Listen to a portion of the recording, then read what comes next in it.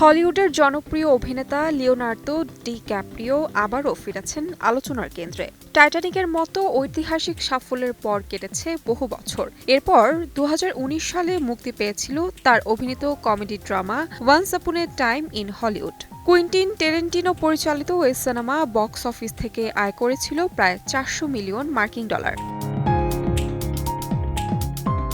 এরপর টানা ৩টি সিনেমা লেটা কনার্স পরিচালিত আইস অন ফায়ার, অ্যাডাম ম্যাককে পরিচালিত ডোন্ট লুক আপ এবং মার্টিন স্করসেস পরিচালিত kills of the flower moon box অফিসে মুখ থুবড়ে পড়েছে। পুঁজি হারিয়েছিল সিনেমাগুলো, তবুও হাল ছাড়েননি অস্কার জয়ী এই টাইটানিক বয়। বরং তার হাতে এখনও রয়েছে বেশ কয়েকটি সিনেমা। পল থমাস অ্যান্ডারসন পরিচালিত black comedy action cinema one battle after another মুক্তি পাচ্ছে আগামী ২৬ সেপ্টেম্বর।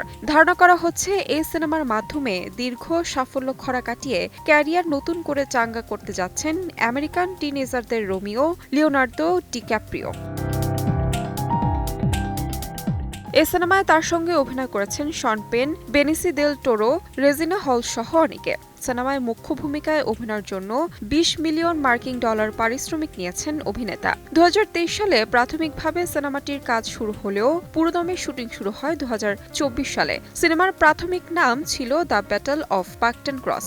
পরে নানা জটিলতা এড়িয়ে এটির নাম পরিবর্তন করে রাখা হয় ওয়ান ব্যাটল আফটার অ্যানাদার। ধারণা করা হচ্ছে এটি হতে পারে হলিউডের একটি আইকনিক সিনেমা। তাহমিনা তন্নি, সময় সংবাদ।